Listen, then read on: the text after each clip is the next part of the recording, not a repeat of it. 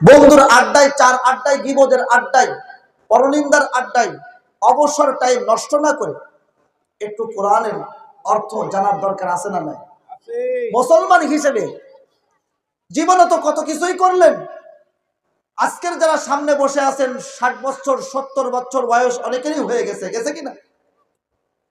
এত বছর বয়স পার করে এসেছেন, কত কিছু জীবনে করলেন, একটা জিনিস করা হয় নাই, সেটা হলো কোরআনে কারিমকে সহিভাবে পড়া হয় নাই।